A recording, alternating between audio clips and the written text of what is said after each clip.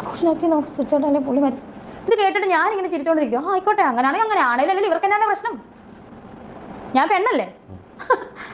അപ്പൊ പെണ്ണുങ്ങൾക്ക് ഇതൊക്കെ സ്വാഭാവികം ആയിക്കോട്ടെ, അവർ പറഞ്ഞാൽ പറയട്ടെ, ഇല്ലെങ്കിൽ ഇല്ല. എനിക്കിപ്പോൾ അവരെ ആരെ ബോധിപ്പിക്കേണ്ട കാര്യമില്ല. ഹലോ ഗായ്സ്, അങ്ങനെ നമ്മുടെ രേണു സുധി ബിഗ് ബോസ് ഹൗസിൽ നിന്ന് പുറത്തു വന്നതിന് ശേഷം പുതിയ കലാപരിപാടികളായിട്ട് മുമ്പോട്ട് പോയിക്കൊണ്ടിരിക്കുകയാണ്. ഇപ്പോഴും സമ്മതിച്ചിട്ടില്ല, വരാൻ താല്പര്യമില്ലാതെ പുറത്തേക്ക് ഇറങ്ങി പോരേണ്ട ഒരു അവസ്ഥയായിരുന്നു എന്നുള്ളത്. പക്ഷേ പുള്ളിക്കാരി പറഞ്ഞു ഞാൻ എൻ്റെ ഇഷ്ടത്തിന് വാക്കൗട്ട് ചെയ്തു തന്നെയാണ്. പക്ഷെ അത് വാക്കൗട്ട് ചെയ്തതല്ല, പുള്ളിക്കാരി ഇങ്ങനെ ഒരു സ്ട്രാറ്റജി ആയിട്ട് പറഞ്ഞ സമയത്ത് ലാസ്റ്റിൽ ലാലേട്ടൻ കൈപിടിച്ച് പുറത്തോട്ട് കൊണ്ടുവന്നതാണ് എന്നുള്ള കാര്യങ്ങൾ കണ്ട എല്ലാവർക്കും ഒരുവിധം വ്യക്തമായൊരു കാര്യമാണ്. ഇറ്റ്സ് ഓക്കെ, അത് ആ വഴിക്ക് പോട്ടെ.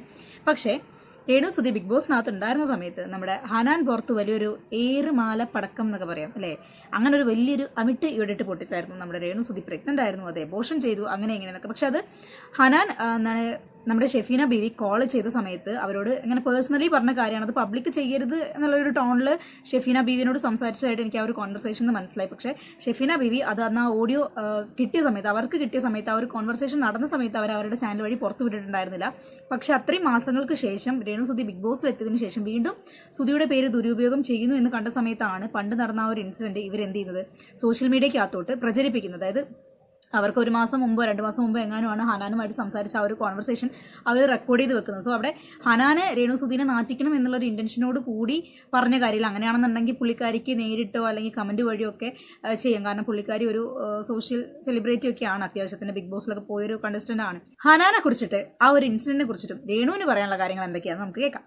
ബന്ധപ്പെട്ട വാർത്തകൾ ഭയങ്കരമായിട്ട് എന്റെ വായിങ്ങോട്ട് പറയുമ്പോൾ എനിക്ക് പറ്റുന്നില്ല, എന്താണെന്ന് എനിക്കറിയില്ല. ആ പറഞ്ഞവരൊക്കെ അവരുമായിട്ട് ഈ പറഞ്ഞ വ്യക്തികളൊക്കെ ആയിട്ട് എനിക്ക് യാതൊരു ശത്രുതയില്ലാത്ത ആൾക്കാരാണ്. ശരിക്കും ഈ പറഞ്ഞ ആരോപിക്കുന്നവര് പ്രഗ്നന്റ് ആയിരുന്നു, അബോർട്ട് ചെയ്തതാണെന്നൊക്കെ പറയുന്ന ഒരു സുഹൃത്തുക്കൾ തന്നെയാണ് അല്ല, ഇതെന്താ ശരിക്കും ഇവർക്ക് എന്താന്നേ ഇവരെന്താണ് അങ്ങനെ ഒരു എനിക്കറിയില്ല. അതല്ല ഞാൻ ഞെട്ടിപ്പോയി. ഇവരൊക്കെ ആയിട്ട് യാതൊരു പ്രശ്നവും ഇല്ലാത്ത ആൾക്കാരാണ്. ലാസ്റ്റ് ഇവരൊക്കെ ആയിട്ട് ഞാൻ കോൺടാക്ട് ഒന്നും ഇല്ലാത്ത ആളാണ്. പക്ഷെ ഇൻസ്റ്റാഗ്രാമിൽ ഈ പറഞ്ഞ വ്യക്തി ഞാൻ പോകുന്നതിന് മുന്നേ രേണു നീ നല്ല സുന്ദരി ആയാലോടി, ഇങ്ങനെ പോണം കേട്ടോ എന്നൊക്കെ പറഞ്ഞാൽ താങ്ക്സ് അടി എന്ന് പറഞ്ഞാൽ ഞാൻ വിട്ട കേസ് ഞാൻ പോയി കഴിഞ്ഞ് തിരിച്ചു വന്നപ്പോൾ ഇവരൊക്കെ ഇങ്ങനെ വോയിസ് ഇടുകയെന്ന് പറഞ്ഞാൽ ഞാൻ ഞെട്ടിപ്പോയി. കാരണം ഈ പുള്ളിക്കാരി ഞാനും കുറെ വർഷം മുന്നേ ഒരുമിച്ച് എയർടെൽ ജോലി ചെയ്താണ്. ഈ ഹനാനും ഞാനും കിച്ചു അമ്മയും പപ്പ എല്ലാവരും ഉള്ള ഋതപ്പനും ഉള്ള വീട്ടിൽ ഈ കുട്ടി 2 ദിവസം ഉണ്ടായിരുന്നു.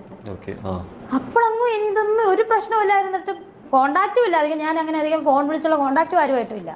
പിന്നെ ഇത് എവിടുന്ന് പൊട്ടിപ്പുറപ്പെട്ട് ഇവിടെ എന്തോ അടിസ്ഥാനത്തിലാണ് ഇത് പറഞ്ഞു എനിക്കറിയില്ല. ഇവിടെ ഈ ഒരു കാര്യം റിയാലിറ്റി ഉള്ള സാധനമാണ് എന്നറിയുന്ന 3 പേര് രംഗത്ത് വന്നിട്ടുണ്ട്. ഒന്ന് ഹനാന്, ഒന്ന് മറ്റേ നമ്മുടെ നിമിഷ ബിജോ, പിന്നെ ഒന്ന് ഫിറോസിനെ ഹോസ്പിറ്റൽ കാര്യങ്ങൾ അറിയാം. അവിടുത്തെ ഒരാള് ഫിറോസുമായിട്ട് കണക്ട് ചെയ്തിട്ടുണ്ടായിരുന്നു എന്നുള്ള കാര്യങ്ങൾ വരെ ഫിറോസ് വെളിപ്പെടുത്തിയ ഒരു കാര്യമാണ്. പക്ഷെ അയാൾ ഏതാണ് ഹോസ്പിറ്റൽ എന്നോ ഹനാൻ പറഞ്ഞ ഹോസ്പിറ്റലിന്റെ പേര് തെറ്റാണ് എന്ന് വരെ അവിടെയുള്ള ഒരു മിസ്റ്റേക്ക് വരെ തിരുത്തി കൊടുത്ത ആളാണ്. സോ അവർക്ക് എന്താണ്ടൊക്കെയോ അറിയാം. പക്ഷെ ഇവര് രേണുവിന്റെ ഈ ഒരു സംസാരത്തിൽ നിന്ന് എനിക്ക് മനസ്സിലായത് ഉണ്ട് എന്നും പറയുന്നില്ല, ഇല്ല എന്നും പറയുന്നില്ല, രണ്ടിന്റെയും ഇടയിൽ ന്യൂട്രലായിട്ട് നിൽക്കുന്നതായിട്ടാണ് എനിക്കിതിന്ന് മനസ്സിലാകുന്നത്. എന്നെ സംബന്ധിച്ച് ഈ പറയുന്നവരൊക്കെ ഒരുപാട് കാര്യങ്ങൾ എനിക്കും അറിയാം, ഓരോരുത്തർ വന്ന് പറയുന്നൊക്കെ. ഞാൻ പക്ഷെ ഒരു മീഡിയയ്ക്ക് മുന്നിലും ആരോടും ഞാൻ കുറ്റം പറയാറില്ല. എനിക്ക് താല്പര്യമില്ല അവരെ പറ്റി. ഇങ്ങനെ ഞാൻ കേട്ടെ, എനിക്ക് വേണേൽ പറയാലോ. എനിക്ക് താല്പര്യമില്ല, അവർ പറയുന്നത് പറയട്ടെ. ഈ ബിഗ് ബോസിൽ പോയത് അസൂയുള്ളവരുണ്ടോ? സൗഹൃദങ്ങൾ തന്നെ സൗഹൃദങ്ങൾ എന്ത് അസൂയ. പിന്നെ അവർക്ക് പിന്നെ ഒരു കാര്യമുണ്ട്, അവർക്ക് പോകാൻ പറ്റാത്ത എല്ലാവർക്കും കയറുന്ന പ്ലാറ്റ്ഫോം. ഈ ഹനാൻ തന്നെ ഒരു ദിവസം ഏതാണ്ട് 2ാമത്തെ ദിവസം കണ്ട് വയ്യാതെ വന്നിട്ട് എനിക്ക് തോന്നുന്നു 7 8 ദിവസം അവൾ തന്നെയാണ് പറഞ്ഞത് തിരിച്ചു വന്നിട്ടുള്ളത്, അടുത്ത ഫ്ലൈറ്റ് കയറി വന്നിട്ടുള്ളതാണ്. അതിൽ കൂടുതൽ എന്തായാലും രേണുസുതി നിന്നല്ലോ. രേണുസുതി ആരും എവിറ്റാക്കി വിട്ടിട്ടില്ല, രേണുസുതി തന്നെയാണ് ഇറങ്ങി വന്നത്. ഞാൻ തന്നെ വന്നു. ഞാൻ അത് ലാലേട്ടനും അവര് ഓപ്പൺ ആയിട്ട് പറഞ്ഞല്ലോ, ഇത് വോട്ടിന്റെ അടിസ്ഥാനത്തിലല്ല ഈ വിഷൻ. അവർക്ക് നിരന്തരം അവർക്ക് അവിടെ പറ്റുന്നില്ല, അവരപ്പം വന്ന് പറയും പോണമെന്ന്. ഞാൻ പറഞ്ഞതാണ്, അത് ഞാൻ ഇപ്പോഴും പറയുന്നില്ല. എന്നെ എവിക്റ്റാക്കി വിട്ടാലും ഞാൻ തന്നെ വോക്കൗട്ടായി വന്നതാണ്. ഇനി എനിക്ക് യാതൊരു എന്റെ മൈൻഡ് ശരിയല്ലാത്തതുകൊണ്ട് ഞാൻ വന്നു. ഹനാനെന്നൊക്കെ പറഞ്ഞവര് പറഞ്ഞുകൊണ്ട് ഞാൻ പറയാം, ഇവര് ബിഗ് ബോസ് ചെന്നിട്ട് എന്താണ് ഇവര് മലമറിച്ചത്? അവരെന്നെ പറ്റി ഇപ്പൊ പറയുന്നത്. എനിക്ക് അവരുമായിട്ട് യാതൊരു ശത്രുത ഇല്ലാത്തവരാണ്. പിന്നെ ഇത്രയും ആരോപണം ഇനി ഇതിൽ കൂടുതൽ ഇനി ആരോപണമൊന്നും ഇല്ലല്ലോ, ഇതോടുകൂടി തീർന്നെന്ന് തോന്നുന്നു. കാരണം ആഘോഷം വരെ ആയി. ഇനി ഇതിൽ കൂടുതൽ എന്താണെന്ന് എനിക്കറിയത്തില്ല. ഹനാൻ എന്ന് പറയുന്ന സ്ത്രീക്ക് രേണുവിനോടും വ്യക്തിവൈരാഗ്യമോ വിദ്വേഷമോ കാര്യങ്ങളോ ഒന്നും ഉള്ളതായിട്ട് അവരുടെ സംസാരത്തിൽ എനിക്ക് മനസ്സിലായില്ല. പക്ഷേ ഇവർ രണ്ടുപേരും ഒരുമിച്ച് ഇടപഴകിയിരുന്ന സമയങ്ങളിൽ രേണുവിന് ഹനാനോടുണ്ടായിരുന്ന അപ്രോച്ചിലും കാര്യങ്ങളും ഹനാന് നീരസമുള്ളത് ഹനാൻ എന്ത് ചെയ്തിട്ടുണ്ട്, ഷെഫീന ബീവിനോട് ഷെയർ ചെയ്ത കാര്യമാണ് ഷെഫീന ബീവി അവരുടെ ചാനലിലൂടെ പറയുന്നത്.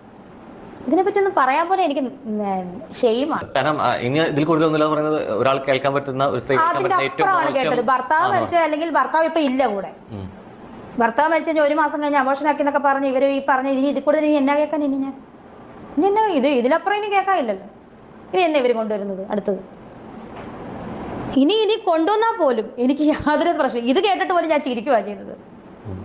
എനിക്ക് ചിരിയാ വന്നത്. എനിക്കതൊന്നും വിഷയമല്ല. എന്തേലും പറയട്ടെ, അവർക്ക് റീച്ച് കുറവാണെങ്കിൽ അവർ റീച്ച് കിട്ടുന്ന ആവശ്യമില്ലാത്ത പറയട്ടെ. ഹനാൻ രേണു സുധീനേക്കാളും മുൻപ് റീച്ചായ ആളാണ്.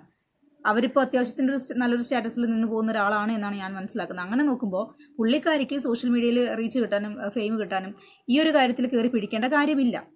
ഓക്കെ, അപ്പം ഇത് ഒരു ഫ്രണ്ട്ലി ടോക്കിന്റെ ഇടയ്ക്ക് ഷെഫീന ബീവിയായിട്ട് ഷെയർ ചെയ്തൊരു കാര്യമാണ്. അത് അവര് പുറത്തു വിടാനുള്ളത്. അതിനുശേഷമാണ് ഹനാൻ പറഞ്ഞതായിട്ട് നമ്മളെല്ലാവരും ഈ വിവരങ്ങൾ അറിയുന്നത്. മേലെ കേട്ടാലും എന്റെ പൊന്നു ബ്രദർ, നമ്മൾ ഇത് കേട്ട് കഴിഞ്ഞാൽ ഏത് പെണ്ണാ തളരാത്ത ആഘോഷമാക്കി സ്വിച്ച് പുള്ളി മരിച്ചു. ഇത് കേട്ടിട്ട് ഞാൻ ഇങ്ങനെ ചിരിച്ചോണ്ടിരിക്കും. ആയിക്കോട്ടെ, അങ്ങനെയാണെങ്കിൽ അങ്ങനെ ആണെങ്കിലും ഇവർക്ക് എന്നാ പ്രശ്നം? ഞാൻ പെണ്ണല്ലേ? അപ്പൊ പെണ്ണുങ്ങൾക്ക് ഇതൊക്കെ സ്വാഭാവികം ആയിക്കോട്ടെ, അവർ പറഞ്ഞാൽ പറയട്ടെ. അല്ലെങ്കിൽ ഇല്ല, എനിക്കിപ്പോൾ അവരെ ആരും ബോധിപ്പിക്കേണ്ട കാര്യമില്ല. എന്നെ അറിയാവുന്ന എന്റെ ഏറ്റവും ഇഷ്ടത്തെ കാര്യങ്ങൾ അറിയാവുന്ന എന്റെ മൂത്ത മോൻ അറിയാവുന്ന എല്ലാ കാര്യങ്ങളും. ഞങ്ങൾ നല്ല ഫ്രണ്ട്സാണ്. എന്തുകൊണ്ടല്ലോ ഞാൻ അവരോട് ഇതുപോലെ ഞങ്ങൾ ചിരിച്ചു കളിച്ച് ഞങ്ങൾ സംസാരിക്കുന്നത്. എടാ ഇങ്ങനെ കുറെ പോകാൻ പറയാം, എന്തെങ്കിലും പറയട്ടെ. പിന്നെ എന്റെ വീട്ടുകാർക്കും എന്നെ അറിയാം എന്താ കാര്യങ്ങളെന്നൊക്കെ. ഞാനിതിനെ ടെൻഷൻ അടിക്കുന്നത്. ഇവിടെ നമ്മളെല്ലാവരും ശ്രദ്ധിക്കേണ്ടതെന്ന് വെച്ചാൽ ഹനാൻ പറയുന്നത് കള്ളത്തരമാണ്. ഞാൻ അങ്ങനെ അബോർഷൻ ചെയ്തിട്ടില്ല. അങ്ങനെ ഒരു പൊട്ടിത്തെറിക്കുന്ന ഒരു രേണുസുധീനെ നമുക്ക് കാണാൻ സാധിക്കുന്നത്. അല്ലെങ്കിൽ താജുദ്ദീന്റെ വിഷയത്തിലൊക്കെ കാണാം, അയാൾ എന്റെ തന്തയാണോ എന്നൊക്കെ ചോദിച്ച് വല്ലാതെ റേസ് ആവുന്നത്. അതായത് അവരെ കുറിച്ച് ഇല്ലാത്ത കാര്യങ്ങൾ പറയുന്ന സമയത്ത് അവർക്കുണ്ടാവുന്ന ആ ഒരു റേസിങ്ങും ചില കാര്യങ്ങളോട് അവർ സമീപിക്കുന്ന രീതികളും വെച്ച് നോക്കുന്ന സമയത്ത് ഔട്ട്സൈഡർ എന്ന നിലയിൽ നമ്മൾ വിചാരിക്കും മറ്റുള്ളവർ പറയുന്നതിൽ എന്തോ സത്യമുണ്ട് എന്നുള്ള കാര്യം. കാരണം രേണു പുറത്തിറങ്ങി വന്നു കഴിഞ്ഞാൽ ഇതിനോട് പ്രതികരിക്കുന്ന രീതി ഇത്ര സോഫ്റ്റ് ആയിട്ട് ആയിരിക്കും എന്നുള്ള കാര്യം ആരും വിചാരിച്ചിട്ടില്ല. കാരണം അവർക്ക് എതിരെ വന്നൊരു വലിയ മാസീവായിട്ടുള്ള അലിഗേഷനാണ്. സത്യം പറഞ്ഞു കഴിഞ്ഞാൽ രേണു ഇതിനെതിരെ കേസ് കൊടുക്കുകയാണ് വേണ്ടത്. ഇത്രയും വലിയൊരു സോഷ്യൽ മീഡിയ പ്ലാറ്റ്ഫോമിൽ വന്നിട്ട് ഹനാൻ പറയാണ് രേണു പ്രഗ്നന്റ് ആയിരുന്നു, അബോർഷൻ ചെയ്തു എന്ന് പറയുന്ന സമയത്ത് നിങ്ങൾക്കെതിരെ നിങ്ങളുടെ ചാരിത്രത്തിനെ അല്ലെങ്കിൽ നിങ്ങളുടെ ഹസ്ബൻഡുമായിട്ടുള്ള ഒരു ദാമ്പത്യ ജീവിതത്തെ സംശയിക്കുന്ന തരത്തിൽ 2-3 ആൾക്കാർ ഇങ്ങനെ പറയുന്ന സമയത്ത് സത്യം പറഞ്ഞാൽ അതിനോട് അപ്രോച്ച് ചെയ്യേണ്ട രീതി എന്ന് പറഞ്ഞു കഴിഞ്ഞാൽ സ്റ്റേഷൻ മുഖാന്തരം ഒരു കേസ് കൊടുക്കുക. കോടതി പോകണമെന്നില്ല, സ്റ്റേഷനിൽ കേസ് കൊടുക്കുകയോ അല്ലെങ്കിൽ വേറെ ഏതെങ്കിലും രീതിയിൽ അവർക്ക് പ്രതികരിക്കാം, റിയാക്ട് ചെയ്യാം. ഇല്ല എന്ന് അവർക്ക് അവരുടെ ഭാഗത്ത് തെളിവുകൾ നിരത്തി ആളുകളെ ബോധിപ്പിക്കാം. പക്ഷെ അതിനൊന്നും ഇവർ നിന്നിട്ടില്ല. ഇവർ പറയുന്നത് എന്താ വെച്ചാൽ അങ്ങനെയാണെങ്കിൽ ഇപ്പൊ എന്താ, അങ്ങനെയാണെങ്കിൽ ഇപ്പൊ എന്താന്ന് ചോദിച്ചു കഴിഞ്ഞാൽ അതിനൊരു ഉത്തരവേ ഉള്ളൂ. വേറെ ആൾക്കും ഒരു കുഴപ്പമില്ല. കാരണം നിങ്ങളുടെ ലൈഫ്, നിങ്ങൾ ചെയ്ത ഒരു അബോർഷൻ, നിങ്ങളുടെ പോയി നിങ്ങളുടെ ചെലവ്, നിങ്ങളുടെ ഭർത്താവ്, നിങ്ങളുടെ കുടുംബം, അതാണ് അവിടെ ഉത്തരം.